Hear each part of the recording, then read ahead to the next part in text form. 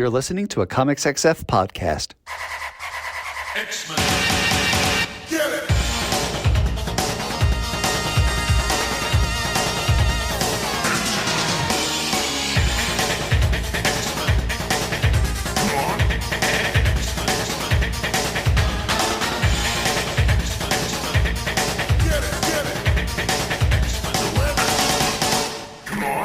Hey everyone, and welcome to another exciting episode of Battle of the Atom.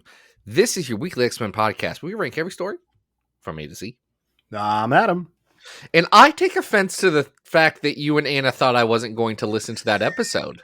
Oh, you did? Okay. Hey, listen. I did, and I'm immediately, first thing, calling you out on it.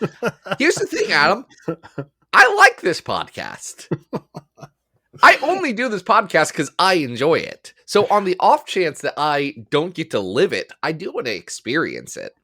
In fairness, we knew that you were traveling for work, so we did not know what kind of spare time you had. And we did miss you last week, so welcome back to the show, Zach. Yay. Thank you.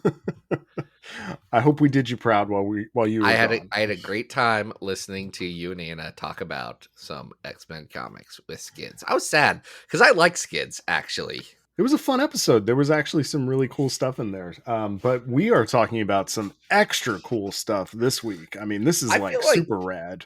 I feel like cool is the best descriptor of these comics. I would say so, with a few exceptions that have nothing to do with the main theme, but they're still here, which we'll get into. We'll get into that. Some of that may be my fault. It's okay. But no, we are talking about the Ladron era of Cable. Yes, Jose Ladron, who, you know, is paired up with Joe Casey. And for folks who are not familiar with this era, it is an interesting take on the character. It really is. And we'll get into it. Yeah. But do you know why we're going to get into it, Adam? I assume because we have an amazing patron who requested this. We've got a Peter Swanson who requested this. If you want to be like Peter, you can go down. Buddy, you can reach deep down into your heart. It's like a blues song. You can go on down. I tell you, if you want to be a patron, you can go on down. If you want to be a patron, you can go on down. Where they got to go down to? Grab your hearts and your pocket books and go to Patreon. / Battle of the Atom. And yeah, you give us $5. That's what you got to do, folks. I'm going to say it. There has been a shocking outpouring of people giving us $5 recently. Nice. Heck yeah. Thank you for the $5, everybody. Welcome to the club. It is such a cool club. It's the cool club of the Battle of the Atom Patreon people. Mm-hmm. And you get to make us talk about Ladron comics. Yes. Man, I love Jose Ladron. Adam, were you reading comics in 1998 or had you like checked out?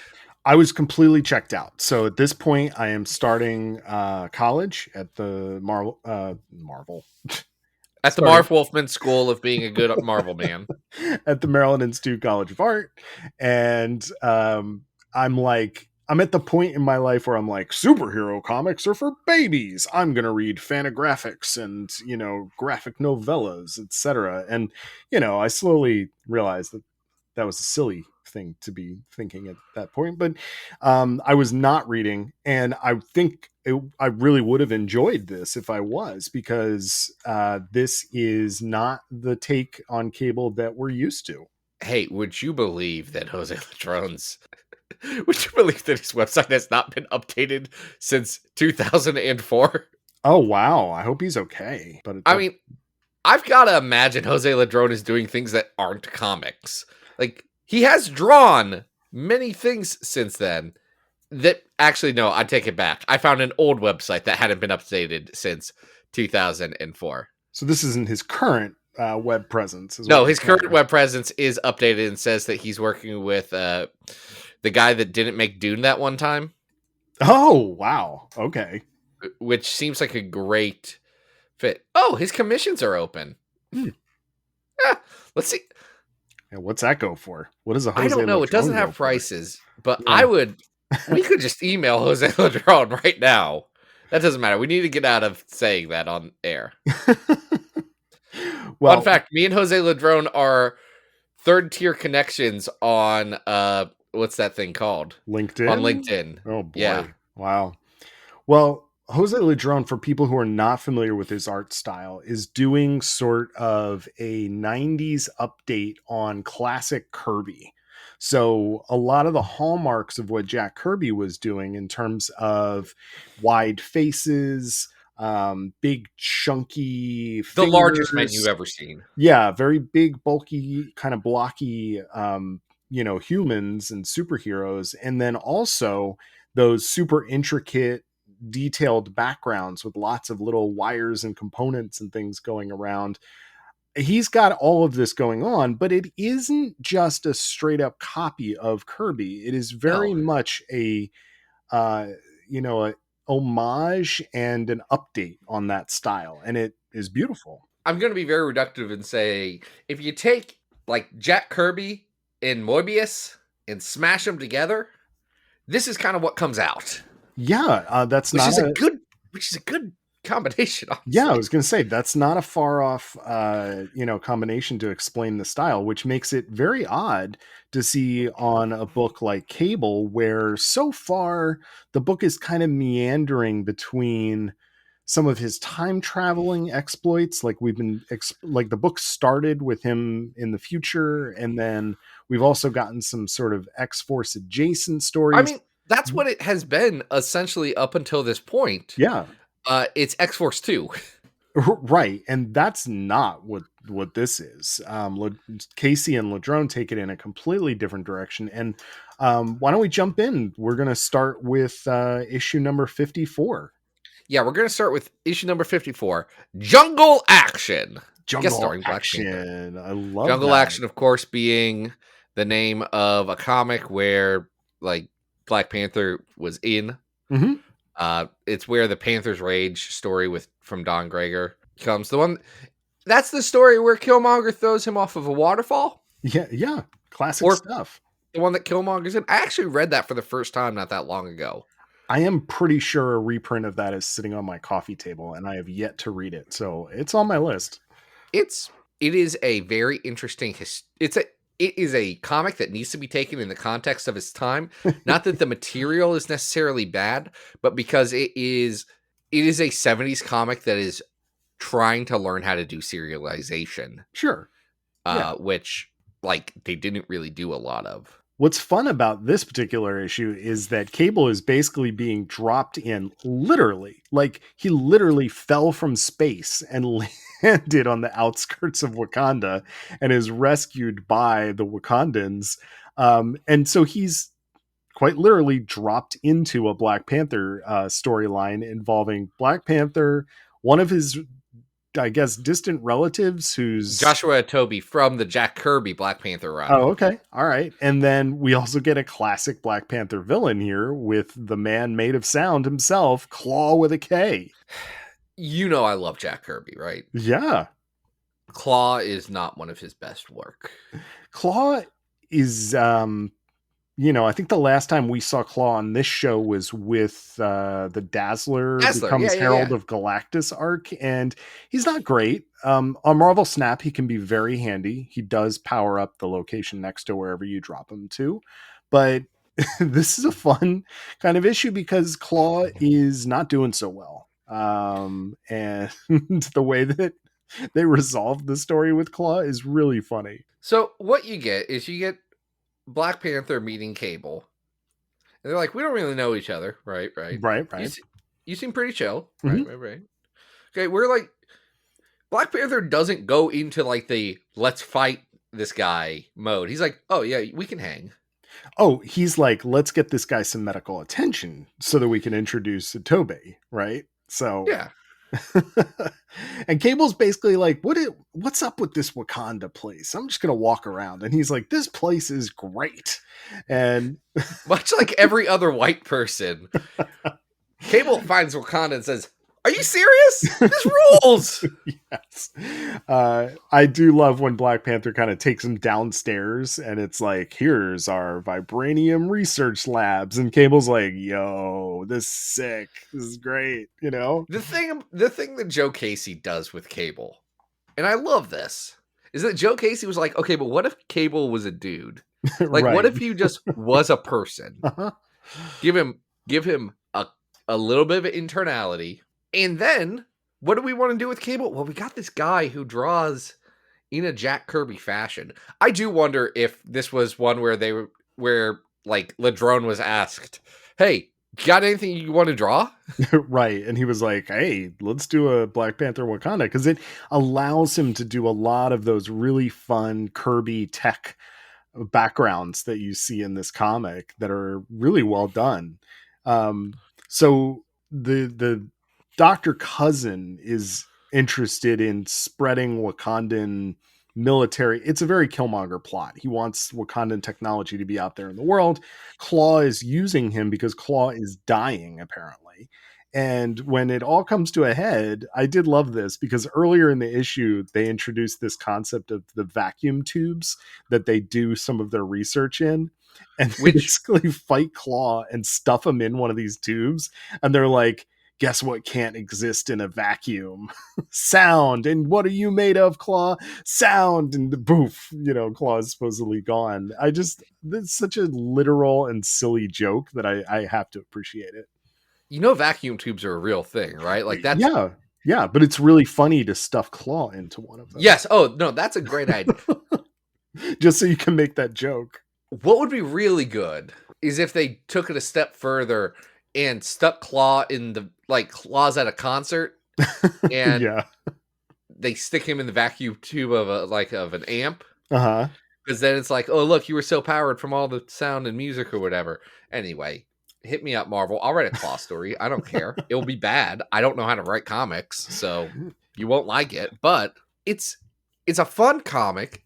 There is a propulsive energy in this. Yeah. That I love. And it comes through with Ladrone's art. The Ladrone Casey combination. Like Ladrone did a little bit of work for who was right before Casey? I want to say it was Loeb. Oh, okay. Yeah, that sounds about right. But I did a little bit of work with Loeb on Cable. Mm-hmm. No, it wasn't Loeb. I'm sorry. It was James Robinson. Oh, okay. Yeah, it was Loeb, then James Robinson, then Casey. Okay, that's right. Mm-hmm. Yeah. But he adds this Ladrone's art always stands out. And Casey, I think, realized that he had to make the Cable book a book that was worthy of the artist that he had on it. Yeah. And it really comes through. I agree. I think that the action beats are really great. There's a classic mind to it that reminds us of the old Kirby stuff, but it's still kind of contemporary in its in the way that it's composed, in the way that it's telling its story. So well, and I'll tell you the reason I asked if you were still reading comics in 98 is because there's part of me that would not be shocked to find out that in 1998, this was not well received. I am curious about that because of it looking retro to what else was on the market, but it's also such a bold choice to go in this direction, and it looks fantastic. So I think if you are really a comics fan and not just like a person who started in 90 with the Image crew, you could probably respect this on a technical level because it's pretty amazing. I bet you can. I'm just always concerned about the person who has bought 53 other issues of Cable before this point. Yeah, no, I hear that. So I think this one's really fun. Why don't we try and rank it on our big old list? Well, that's the thing, Adam, and thank you so much for bringing that up, is that we do have a list. It's quite large. Oh, boy. In fact, 939 bespoke X-Men comics on our way to 1,000 comics. Again, too many. So many. Ranked from best to worst, with the best being House of X Powers of 10, the 200th being Marvel's Avengers Assembly, number 3. That's the Exchange Students 101. That's a good so one. So good. Number 400 is All New X Factor 3 and 4 Stolen Island. Number 600 is the first 5 issues of Extraordinary X-Men. Number 800 is Dark X-Men: The Confession. And the worst X-Men story of all time, 939, it's 2099, World of Tomorrow. So I'm looking down the list and I'm curious if you think that this is a top 300 story, or Probably. are we maybe a little bit lower into the 300s? So You know? Hellfire Hunt is at 122. Oh, you're that high. Wow. I'm just looking through it because here's the rest of the Ladrone stuff we've got. Hellfire Hunt at 122, Nemesis Contract at 126. Hmm. And then we have, where's Cable -1? Cable -1 at 214. I would say this is probably. See, of the Ladrone stories, we're going to talk about a different one today that I think is up there with some of these other ones.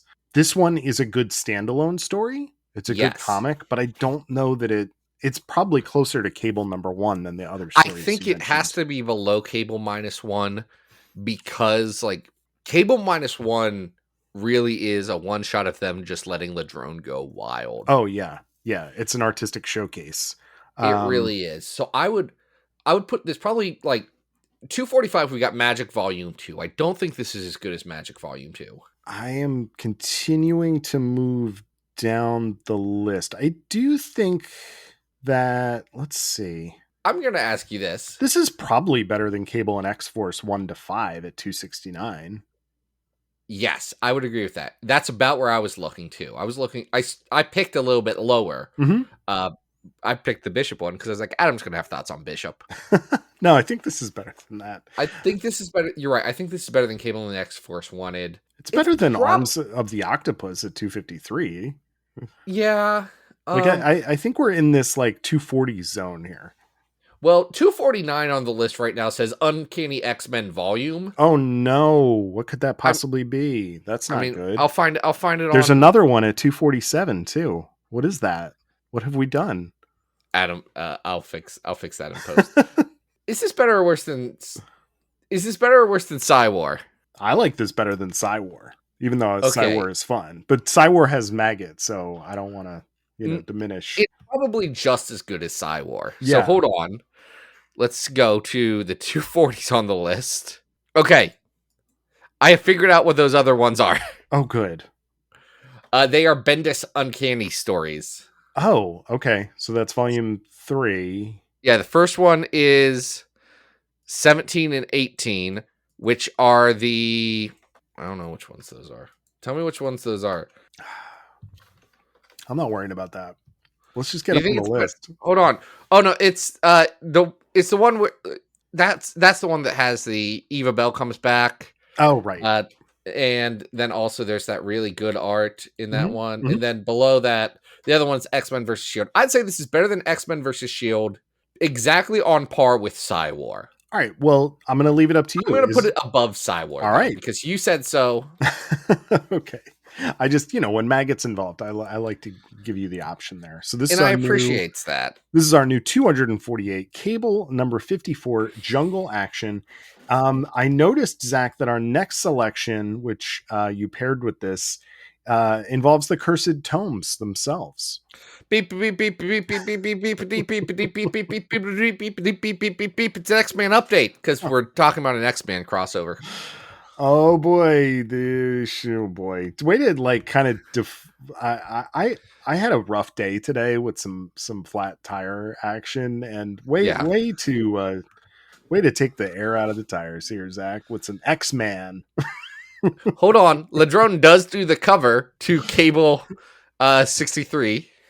Yeah, he does. It's in the middle of the Ladrone stuff, and maybe somebody, we're not going to name names, but maybe somebody forgot that Ladrone didn't draw this issue. Well, we are covering X-Men 45 to 47, and in there, Cable 63 in a story they like to call Blood Brothers. They're Blood Brothers! That's a forgotten Iron Maiden song. Oh, well, not completely. You know what you're talking about. I know, Adam, I know a lot of songs from mid-2000s Iron Maiden, including Dance of Death album, which have you seen the album cover for Iron Maiden Dance of Death? No, but I'm gonna look it up because Please look up the worst album Remains cover of all time. of Death. I did send you a surf cover of an Iron Man. I wasn't playing this surf cover, but Iron Maiden, yes. I know I said Iron Maiden. What is this cover? Dance of Death. So, Why is this bad? okay, I'm sorry. Are you looking? Did you just look at one that just has a Grim Reaper on it? Yeah. Is Okay, that no. not- So you are not looking at the right one, because that is what the original art, like finished art image was, Okay. and the artist Oh, I for see. Dance of Death said, see. "Hey, I'm gonna do something like this with the rest of it." And then Iron Maiden said, "Oh yeah, this bad like early 2000s CG orgy party thing that you've drawn, we'll just put that on here." Yes. And they released the album like that. So for listeners who are not going to look this up, there is a Grim Reaper in offering his skeletal It's Eddie. hand It's to Eddie. us. It's Eddie. But off to the side, there's sort of like this naked mannequin looking person with like a carnival mask on. It's really bad. All right, you weren't kidding. Wait, you're seeing the multiple people, right? I just see one. I don't know. I just googled this. Zach. Please click on the link that I had sent you. Oh, You need to see the full image. It doesn't work unless you get the full. Oh, that's terrible. There's like CGI mask Everything. creatures all around them. That's really bad. Wow. And look at the person right up front. Look at her neck. There's Look at what. Yeah, that's the one that I saw. But damn, man, this is weird. Okay, so folks, Google that if you'd like some nightmares. And listen to the album, because it is pretty good. Probably the worst of their Bruce Dickinson Returns 2000s albums. If you'd also like some nightmares, you can read X-Man by Terry Kavanagh. 40... Terry. The thing about Terry is that X-Man is almost uniquely bad. I mean, just the fact that alternate universe Nate Gray is there hanging out and like having a sort of relationship with Maddie Pryor, is she there? Is she not? Okay, so at this point she's absolutely there. And here's the thing. People joke about the incest in X-Man. Mm-hmm. And for the longest time it's not there. Like, it's not really there. And then it's really, really there. Uh-huh. Yeah. In weird ways. Yep. Becomes pretty apparent in this particular crossover as well, as Maddie Pryor comes face to face with Cable. It's awkward. So the first issue of X-Men 45 is written by Terry Kavanagh, drawn by Mark Pajarillo. The rest of it is drawn by J.H. Williams III, who I will say, I thought the art was actually not that bad. I thought it was pretty good. It's early J.H. Williams. Yeah. In fact, Williams has only done a handful of issues for Marvel ever. Yeah. I will say that even though we're not getting a Ladrone, the fact that the Cable issue was a surprise to me, was drawn not entirely because it has a backup artist for some of the pages, but most of it is drawn by Splat, who was kind of like a late 90s, mid 90s, late 90s answer to the Liefeld void at Marvel drawing Moonlight. It's wild to see him here. I'll say Williams's art, I think, works really well on the X-Men stuff. I would agree. And I'd say Platt's work works pretty well on Cable, in that they made sure if you're not going to have Ladron, you are going to have a distinctive artist. Like, you are going to have somebody who, like, has a style to them. I will say that the artistic logic of what is happening in the Splat pages is harder to follow than a Ladrone comic, and certainly harder to follow than the Williams. But the story is not doing anybody any favors either, because basically what this involves is a prophecy that Nate Gray is going to explode and destroy the world. To be fair, that's been going on for 45 issues now. Right, so. But it is happening now, darn it. And Ness knows about it. And it's because of Ness, the witness. Adam, you've not read X-Men. Do you know about Ness? I mean, I do now. I read this arc, and Ness sucks. I mean, Ness is just like another guy that kind of looks like Nate Gray, who's wandering around. He does. He has negative Nate Gray hair. Yeah. You can listen to the most in-depth Ness conversation you'll ever have on the episode of Cerebro I did about X-Man, where we said, do we really want to talk about Ness? And me and Connor both said, not really. Well, it's just some weird dude. That is really saying something if you're not spending 6 hours on Ness on Cerebro. Well, there was Madeline Pryor content to get to because Nate and Maddie are hooking up at this point. Mm-hmm. It's gross. They go to Latveria. Mm-hmm. And wouldn't you know it, there's a pyramid above Latveria, above Dr. Doom's castle. And do you know who's living in it? Well, before we say who's living in it, we have to note that Doom is absent. He's out of town. And it's also important to mention that because of Psy War, which we did just mention, the powers of both Nate Gray and Cable are both screwed up. So that's important to note before we get into who is in the pyramid. The Pyramond, as it's referred to in the Pyramond, yes. Oh, baby, you know it's Strife. But Zach, I believe I was reading X-Force right before this chronologically. Isn't Strife dead and in like some form of hell? Oh, he gets better. But never explained how. It's just he shows up, and not only does just he show up, but who's he got with him, Zach? Oh, bud, the Dark Riders are here. The Dark Riders. Oh my! We got Barrage, Gauntlet, Tusk. Who the little Tusk on Tusk's back is different in this one. Well, hold on. He's still popping out little Tusks, but Tusk dies, and a little other Tusk, it's like a Pog or Pog situation. Another little tiny Pog pops out of Tusk, implying that there was a little guy inside there the whole time. It's crazy. The layers of Tusk. Barrage and Gauntlet are there too. Yeah. Do you have a favorite Dark Rider? Man, I don't know. I mean, they're all really just Whilce Portacio scribbles, and they look great when he draws them, but I feel like it's just Tusk. I feel like it has to be Tusk. Tusk had his own action figure, right? I have had the Tusk action figure at one point in my life. Yeah, there's actually one of the Dark Riders here who I think is in this story, even though he was killed earlier in X-Men. So is it Barrage? I think it's Barrage. The guy with the guns for hands. Yeah, I think he pops back up here too. There's also another character here. I think it's Synapse, who I never realized was a tiny person until these issues, and I'm still not convinced. I want to go back to Endgame and check this out because I just assumed that Synapse was a full tall person, regular height, but here he's not.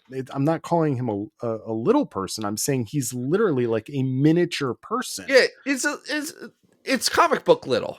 But I don't think he was ever that size. I think he was always just, I don't know. Maybe I'm remembering this incorrectly.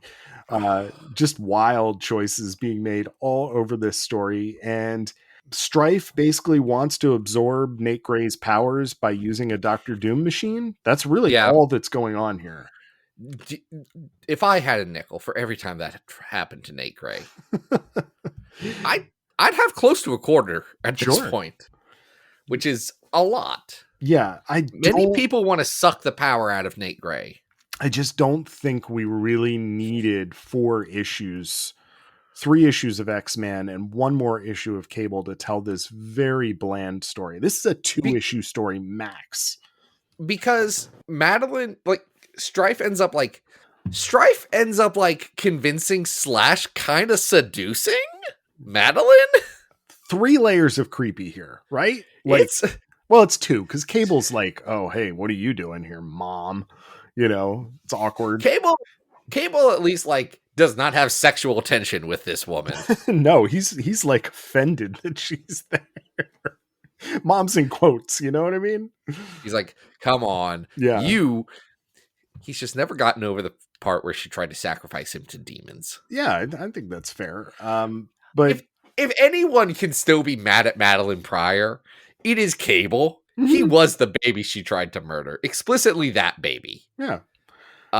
No, what I was going to say is I do think that Casey, his issue is significantly better written than the Terry Kavanagh issues of X-Man. Like, there is a noticeable step up in quality. Like, he's trying to make something out of this. Well, his issue is still an issue of Cable. So Right. you do spend a couple of scenes in Cable continuity where Cable is talking to his girlfriend and then goes on the mission.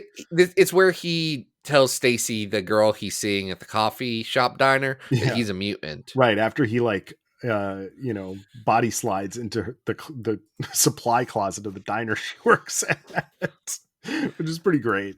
But We'll talk about it more in the next issue. I love Stacy. Great character. This boy, this isn't good though, Zach. You know, it's just a one big fight scene with characters who I guess are just there, you know, because they were. I don't even know. Like some of these characters aren't even alive, so it doesn't make a lot of sense. And the culminating thing in this story is just that X-Man, instead of blowing up the world, just blows up the pyramid. And it's like, congratulations, X-Man, you did it. You avoided the catastrophe. And it's like, well, okay, who cares? Like you beat the bad guy. Congratulations.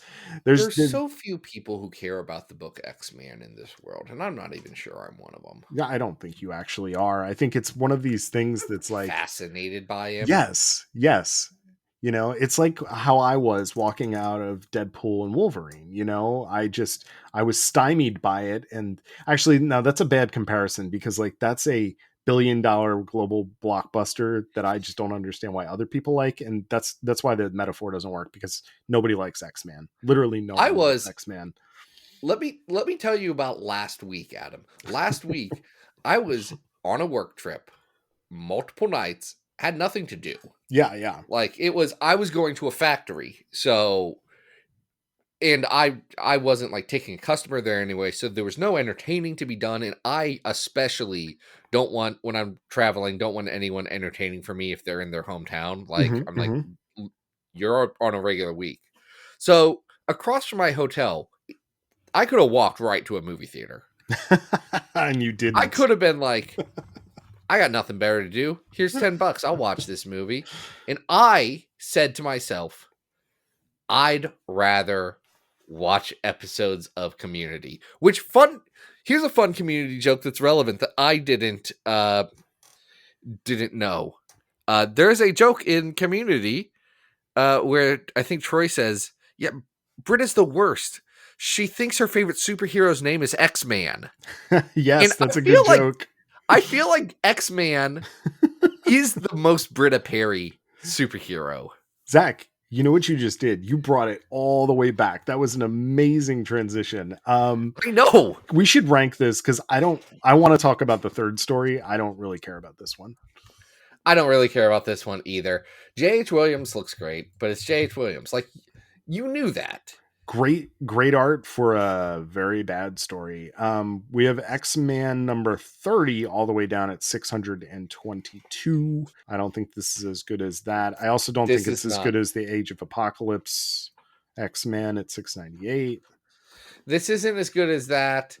It's not as good as Infinites of Evil. No, and that's at 786. Is it better or worse than 'Twas a Night Before X-Man? That is Amazing Spider-Man number 420 down at 811. You tell me. I don't know. Is it better or worse than that? It's not better than that. No. Amazing Spider-Man 420 features A Christmas Story with Nate Ray. I will say it's probably better than 836, which is X-Men 5-7, The Man Who Fell to Earth, because there's at least a Cable issues in here. So I think that's probably, it's better. I would say it's better than that. It's not as good as Furnace of His Mind, Anvil of His Heart.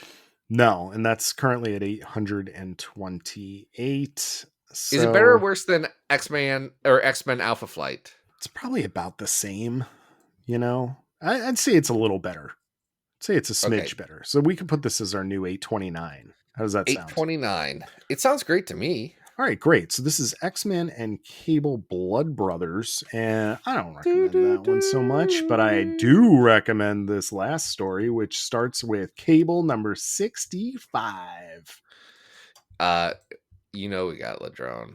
It's 65, all the way through 68. It's called Signs of the End Times. Oh, yes. And you know what this story has, which a lot of superhero stories cannot figure out how to do? This story has stakes. This feels dramatic and it feels like something really big is happening in a way that other superhero stories can't pull off. I was really impressed with this one. So you get, you know, Blacksmith, the little freak. Cable's Yoda. Cable's Yes, Yoda with the Blacksmith. little like bug eyes. Uh-huh. Well, you know Blacksmith, and you know Ozymandias from the poem. I do. The man made of sandstone who's stuck carving Apocalypse's prophecies into stone for the rest of his life. Well, they know that an apocalypse is going to come. Mm-hmm. Blacksmith's like, we have to do something about it, and Ozymandias is like, I don't know what to tell you, man. I'm doing this. Yeah. This is what I do. I have a big thing where I carve things in. I'm chiseling. That's all I'm just chiseling away. Look upon my chisels, ye mighty in despair. That's what he should have said to Blacksmith. Well, he does give him a pretty significant tour around his little, inside of his pyramid that he's he's having him look upon his chisels, ye mighty in despair. Meanwhile, back in New York City, a herald of Apocalypse shows up. Basically, a dude that Apocalypse back in what, the 1800s, in 1859, like manipulated him into something, and he now made a robot. And now he's in 1859. Apocalypse made a dude into a robot. Yeah, he's this amazing cyborg death machine. Where I was getting Fury vibes from this guy, right? It's got the Fury vibe to it. Except he starts off the story kind of wearing a suit, which is weird. He's got like a business suit on. Here's what's a little weird is that in 65, which leads into this, because that's where the Blacksmith and Ozymandias stuff starts. You get some stuff about like Cable and his relationship with Stacy, who's his girlfriend, and Irene Merriweather, who's a reporter he hangs out with. But that story also has a thing about Phineas Mason, the Tinkerer. Oh yeah, we talked about the Tinkerer last week, and here he is, making his, what is it? The acid rope? What is that guy called? The acid droid. The acid droid. Yeah. So Cable, but this is smart though, because this introduces Cable's new look, which has a black hood over his face, which is pretty sick. He looks great. I wouldn't want it to be the standard Cable look, but Ladrone makes anything look good, honestly. It's special mission Cable, which I think is fun. They needed another action figure Cable, but it's not a bad one. No, and he gets to use it later in this story because things get really elevated really quick. So he does. Because after they beat that robot, then you get the robot Apocalypse made in the 1800s. Yeah, and that one is making a grand entrance by does he blow up the Statue of Liberty? I mean, no. The jet fighters that are trying to take him out accidentally miss and hit the Statue of Liberty. Right? Then Cable fights this guy and they mess up the World Trade Center pretty bad, which I was like, ooh, choices. But this is a comic from they didn't know. They had no idea. This is 1999. Okay, well, after 1999, that was after the Blind Sheik stuff. There had at least been attempts. Yeah. But it's kind of a thing in Marvel Comics at this point that you mess up with the the landmarks and it's a landmark. We take it seriously. And then we get the Avengers. Because this gets heated real fast. It's Busiek era Avengers, which means it's a very classic lineup. You have Captain America, Iron Man, Thor, Vision, and Wonder Man. And I think those are three great characters. Yeah. Which ones don't you like? Wonder Man and... I hate Wonder Man. Wonder Man is one of my least favorite characters in comics. Fair. I just don't like him. Who's your I other don't reject, Vision. though? I don't care about Vision. Oh, you don't like Vision. I Interesting. don't care about the Vision. Glad Anna's not. People are going to try and make me care about him. I don't care about the Vision. The I mentioned stakes. I do think one of the things that really sells this story is that this is such a high level threat that basically New York evacuates everybody underground. Right.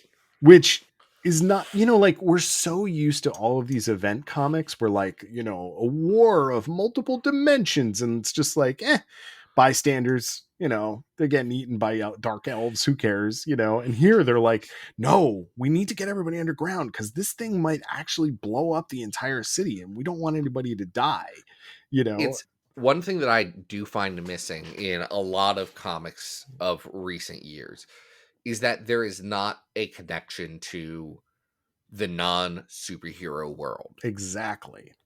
It's why the stuff with Stacy, who is the waitress at the coffee shop, works, because you do the thing that Alan Moore does in Watchmen.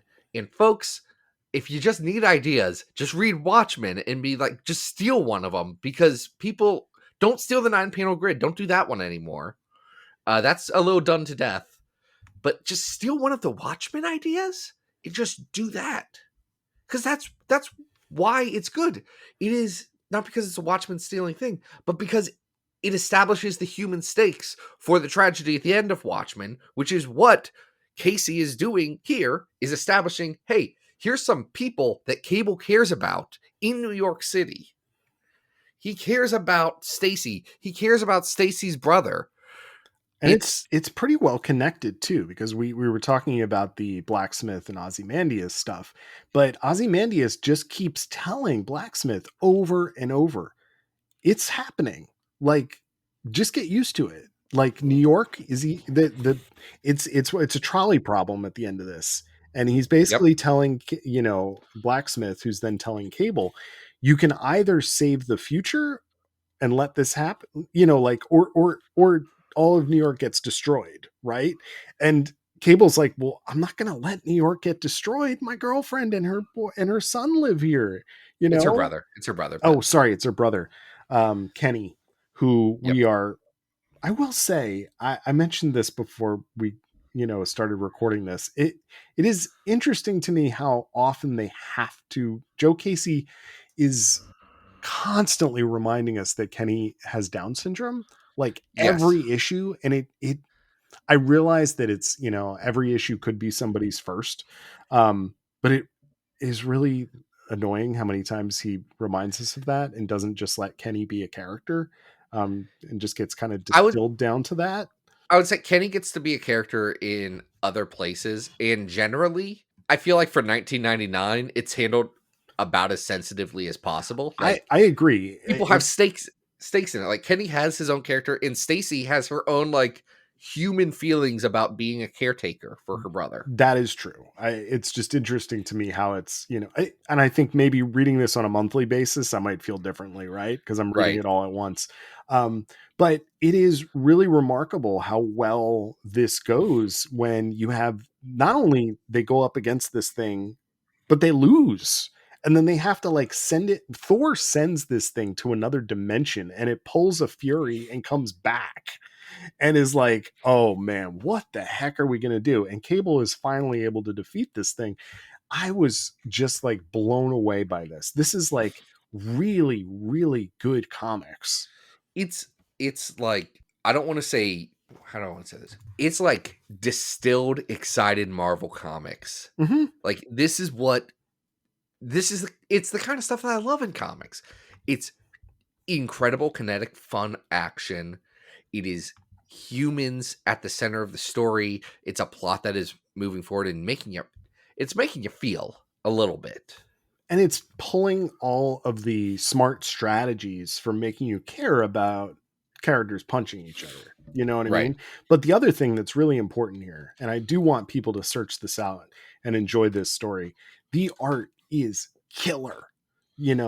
like you have these amazing compositions that are shown from all kinds of different vantage points. There's this amazing 2-page spread where the right page is the robot in the middle and the Avengers surrounding him, but it's shown from above. And all of the characters are posed kind of in these like really amazing and thoughtful ways. Ladrone knows when to pull in and show an inset panel. He knows when to pull out and show, something from a wider angle. He knows how to move his camera around in really smart ways. And it all adds to the excitement and the tension. And I don't know, as I'm reading this, I'm like, well, I don't see a bad page. There's no point where I'm like, oh, well, he's kind of slowing down here, or oh, I could tell he rushed here. I don't see any of that. It's just like page after page of gloriousness. It is such a tight comic. Here's what I would say, though, Adam. Yep. I don't know if this is the best Ladrone Cable. Maybe it is. But right now we have Hellfire Hunt at 122 and Nemesis Contract at 126. Yeah. I think this is around the right spot for it. I would agree. I do think we're top 200s here. This is just an example of just a really fun, classic kind of like superhero punching each other, but like it has emotion, it has stake, it has artistic merit. So right. I think we're in this realm. I did like this better than at 125. We have Empire X-Men. I agree. How do you feel about this compared to... Well, let me ask. Do you think this or Hellfire Hunt is better? I think this is better, which is... It's tough because that means I'm putting it above Assault on Greymalkin at 123, but this is better than Assault on Greymalkin. Yeah, Exports then it's better than Assault on Greymalkin. I don't know if this is probably more coherent and a smarter comic than Executioner's Song, but I feel like I have to give it to Executioner's Song because it has more continuity and it has more consequence to the storytelling. So I would probably just slot it in at 122. I think that's fair because right above that is at 119 is Further Adventures of Cyclops and Phoenix, which I think is better than this. Mm-hmm. Also, Wolverine Dupe at 120. Yeah, with Darwin Cook. So, right? It's not bad company to be in. No. All right. So this is going to be our new 122 Cable 65 to 68. Folks, if you have not read this stuff, check it out. It is... Just read the whole Ladrone stuff. Like, I would say start with the Joe Casey stuff. But heck, you read a couple of James Robinson issues and you get some more Ladrone art. So why don't you just go ahead and do that? Yeah. If anyone's not familiar with it, check it out. So, Zach, nice job. The men are so big in that comic. Just those Johnny Bench called, because those are some massive fingers. So many deep frowns. It's wonderful. Oh my gosh. Chiseled chins. They're just square, and he's like, Cable doesn't need a gun. We're going to give him a spear. I love the scimitar, actually. Yeah. It's pretty great.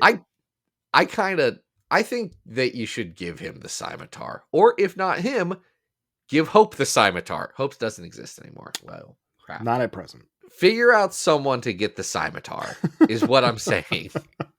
I would love it to be. Or, no, this is what you do. You bring back Teen Cable. Oh, yeah. You let Teen Cable have a gun and Big Cable have a scimitar. There you go. I like that. That's fun. That's a great idea. I'm glad I thought about it. Yeah. Marvel, if you're listening. They're not. They aren't. They aren't. Some of them might be, but not anyway.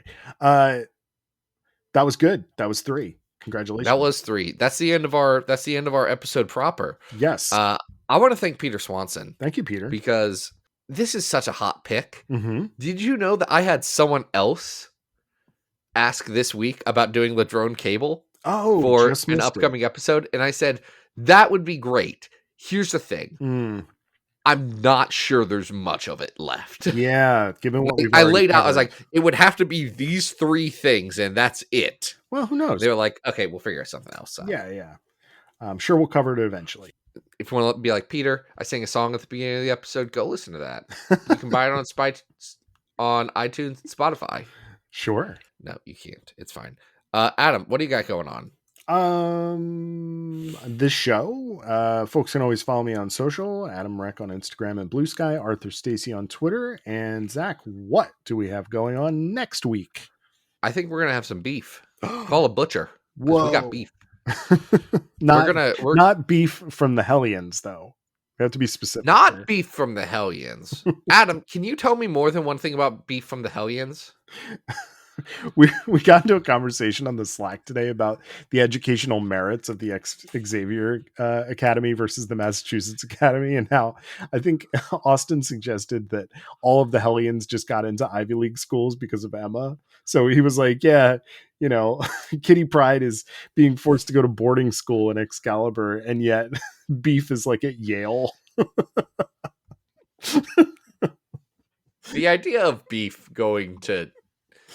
Listen, there's certain Yale alumni who are heavily in the news right now, and if someone just called that certain somebody beef, I think I would die.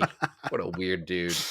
What a weird guy. I don't want to talk about that. So that'll be fun for next week. Adam, this was a blast. It was. And people don't know this, but we're going to record the next episode right now. So I'll see you in a couple minutes. I'll see everybody else next week.